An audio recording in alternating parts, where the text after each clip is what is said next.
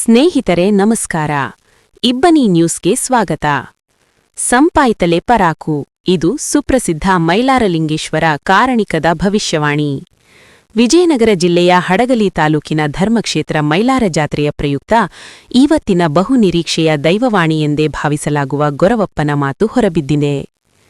ರಾಜ್ಯದಲ್ಲಿ ಉತ್ತಮ ಮಳೆ, ಬೆಳೆ, ಸಾಮಾಜಿಕ, ರಾಜಕೀಯ ಶಾಂತಿ, ನೆಮ್ಮದಿಗಳ ಸಂಕೇತವೆಂದು ಇದನ್ನು ಅರ್ಥೈಸಲಾಗುತ್ತಿದೆ. ಗೊರವಯ್ಯನ ಈ ವಾಣಿಗಾಗಿ ನೆರೆದಂತಹ ಜನ ಕಣ್ಣು ಕಿವಿ ಒಂದಾಗಿ ಕೇಳಿಸಿಕೊಳ್ಳಲು ತುದಿಗಾಲಲ್ಲಿ ನಿಂತಿರುವ ಆ ದೃಶ್ಯವನ್ನು ನೋಡಿಯೇ ಅನುಭವಿಸಬೇಕು.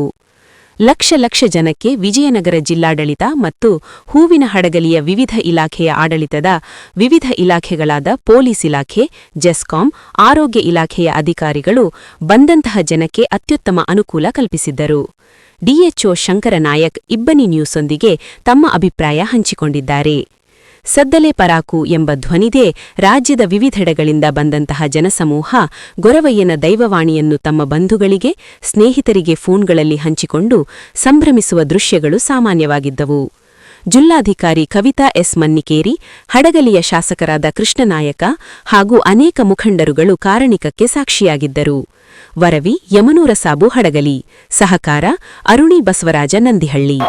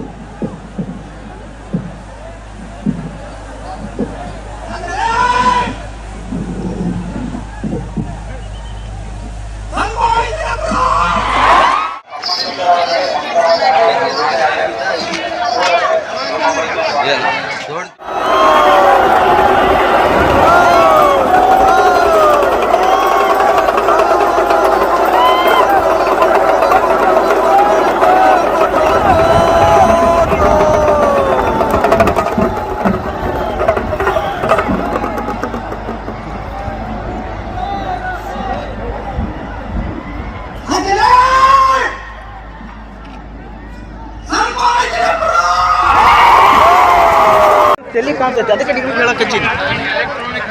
ಅದಕ್ಕೆ ಬಂದಿನಿ.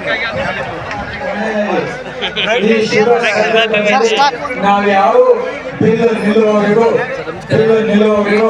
ಹೇಳದಂತೆ ಕುಳಿತುಕೊಂಡು ಯಾರು ಮೌನ ಪ್ರಾರ್ಥನೆ ನೈವೇದ್ಯವನ್ನು ಶ್ರೀ ಸ್ವಾಮಿ ಅರ್ಪಿಸ್ತಾರೋ ಅವರೆಲ್ಲ ಸಂಕಲ್ಪಗಳನ್ನ ಶ್ರೀ ಸ್ವಾಮಿ ಈಡೇರಿಸ್ತಾರೆ.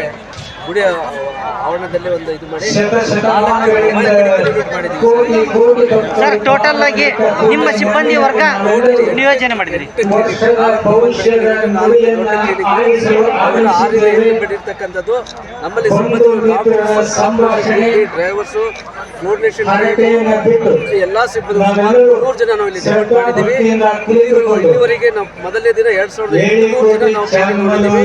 ನಿನ್ನೆ ಒಂದು ಸಾವಾಗಿದೆ, ಅದು ಎಲೆಕ್ಟ್ರಿಕಲ್ ಶಾಕ್ ಆಗಿ ನಿನ್ನೆ ಪ್ರತಿದಿನ 2800 ಯಾವುದೇ ರೈತ ಕಾರ್ಯಘಟನೆಗಳು ಯಾವುದಾಗಿಲ್ಲ. ನಾಳೆ ಮತ್ತೆ ಕ್ಲಿನಿಕ್ ಇರ್ತದೆ. ಎಲ್ಲ ನೆಟ್ಟಿದ ನೆಲವನ್ನ ಬಿಟ್ಟು ಕಡಲ ದಂಡೆ ಗಟ್ಟಿ ಮನಸ್ಸಿನಿಂದ ಕುಳಿತುಕೊಂಡು ಥ್ಯಾಂಕ್ ಯು.